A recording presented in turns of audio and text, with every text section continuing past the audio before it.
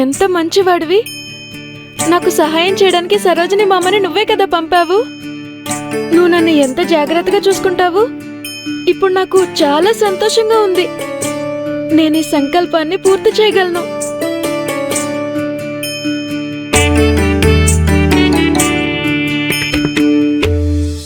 అన్నయ్య, యమున అక్క కావాలనే బంతిని విసిరింది. వదిన బంతిని పట్టుకునే ప్రయత్నంలో పొరపాటున రక్షణ రేఖను దాటింది. సక్కు వదినైతే ఆడుకోవడానికి అసలు రానని చెప్పింది. కానీ యమున అక్క వదినని ఇరికించి రమ పెద్దమ్మ చేత తిట్టించడానికే ఇదంతా కావాలని చేసింది. నువ్విది కళ్ళారా చూసావా విను?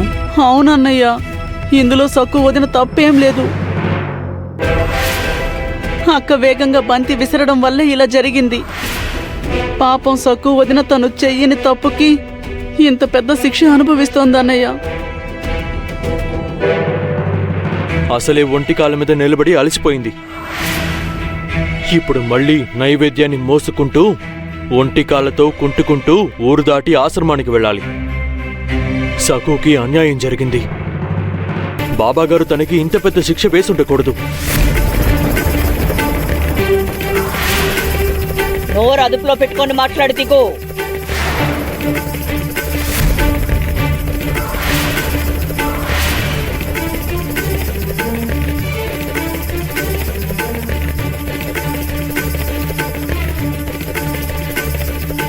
బాబాగారేమి శిక్ష విధించలేదు. ఆయన మనందరినీ కాపాడారు దిగు. ఆయన శిక్ష విధించింది ఎవరు? జింగురోబా. ఆయనకి చెప్పమంటావా ఏ శిక్ష విధించాలో ఏ శిక్ష విధించకూడదు? సక్కు చేసిన తప్పుకి ఆయన పరిష్కారం సూచించారు. ఇది నీకెందుకు అర్థం కావడం లేదు? నీకు అర్థమయ్యేలా చేస్తాను. ఇలా నోరు జారకు. రా నాతో రా. ఎక్కడికమ్మా? రా రా, నువ్వు తెలుసుకోవాలి. అది కాదు పెద్దమ్మ. విను, నువ్వు కూడా రా. వాడికి చాడీలు చెప్తావు కదా, దిగు మనసులో లేనిపోనివి ఎక్కిస్తావు. ఇవాళ దీనికి ఒక ముగింపు ఇవ్వాలి. రండి అమ్మా. అరే రండి. పదండి, పదండి. అయ్యో అమ్మా. పదండి. దిగు పదరా. పద పద పద దిగు పద. అమ్మా ఏంటమ్మా? పదరా. అమ్మా. పద పద పద. వెళ్ళు వెళ్ళు. ఇక్కడి నుంచో నువ్వు చూడు దిగు. దీన్ని స్పష్టంగా చూడు. ఈ ఈ ఈ లక్ష్మణ రేఖని బాబా గారు తన మంత్రశక్తితో గీశారు. ఆ విషయం నీకు తెలుసు కదా. ఇది ఇది ఇది మన కుటుంబానికి రక్షణ కవచం లాంటిది. ఇంత పెద్ద రాద్ధాంతం జరిగింది సక్కు ఈ గీతని దాటిందనే కదా. ఈ గీతను దాటినప్పుడు ఆ భైరవుడు ఎలా విలవిల్లాడిపోయాడో నువ్వు చూసావు కదా.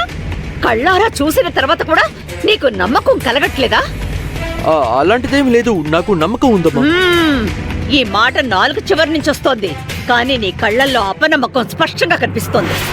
లేదురా, నీకు అనుభవం అయితే గాని బుద్ధి రాదు. రా. అయ్యో అయ్యో అమ్మా, వద్దమ్మా. అయ్యో వద్దమ్మా. ఏం చేస్తున్నావు? బాబా గారిని అనకుండా ఉంటావు. సక్కుకి ఇంత పెద్ద శిక్ష ఎందుకు విధించారు అని. వెళ్ళు వెళ్ళు, లోపలికి వెళ్ళు. అడుగు పెట్టు. ఏం చేస్తున్నావమ్మా? వదలమ్మా. విను, రా. నువ్వు వెళ్ళు. నువ్వు అడుగు పెట్టు. అడుగు పెట్టా. నీ వదినంటే నీకు చాలా ప్రేమ కదా. వెళ్ళు వెళ్ళు. అడుగు వద్దు పెద్దమ్మ, వద్దు పెద్దమ్మ, వదిలే పెద్దమ్మ, నాకు భయం వేస్తుంది. వదిలే పెద్దమ్మ. వెనకేసుకొచ్చావు కదా. వాడు చాలా భయపడుతున్నాడు, వాడిని వదిలేయమ్మా. రండి రండి. ఈ రేఖ దాటాలనుకున్న వాళ్ళు రండి.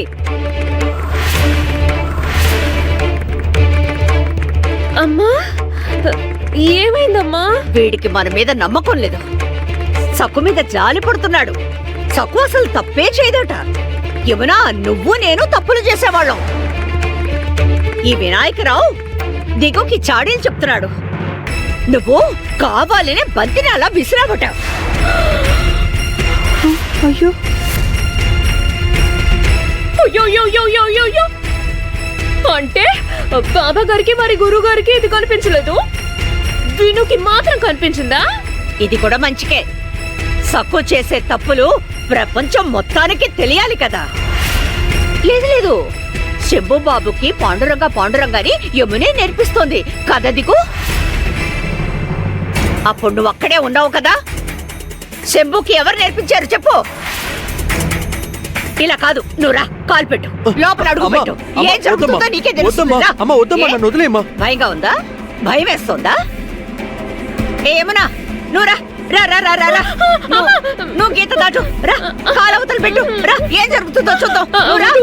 వద్దమ్మా, ఇప్పుడు ఈ అగ్ని పరీక్ష ఎందుకమ్మా? మీకు భయంగా ఉంది కదా? ఇంట్లో ఇంకెవరికైనా అనుమానంగా ఉందా? మరిది గారు మీరండి, రండి. నిజమో కాదో నిర్ధారించుకోండి. కాల్ పెట్టండి. వత్సలా, మీరిద్దరూ జంటగా రండి. గీత దాటండి. అయ్యో వద్దు వద్దు వద్దు వద్దు మనోరమక్క. ఇకపై ఎవ్వరూ సక్కుని ఎందుకు అంత కఠినంగా శిక్షించావని నన్ను అడగకూడదు. ఈ ఇంట్లో ఏ ఒక్కరు కూడా గీత అవతల కాలు పెట్టలేదు. ఎందుకంటే మీకు నా మీద బాబాగారి మీద నమ్మకం ఉంది కాబట్టి. మా మాట అంటే మీకు గౌరవం, కానీ ఆ సక్కుకి గౌరవం లేదు. అందుకే అది లక్ష్మణ రేఖ దాటింది. ఈ రోజు ఇంత పెద్ద శిక్ష అనుభవిస్తోంది.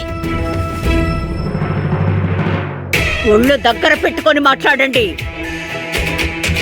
నిందిస్తున్నారు కదా, అందుకు సరైన సాక్ష్యాధారాలుంటే చూపించండి. ఇది చిన్నపిల్లల ఆట అనుకుంటున్నారా? జై గురు నాగోజీ బాబా.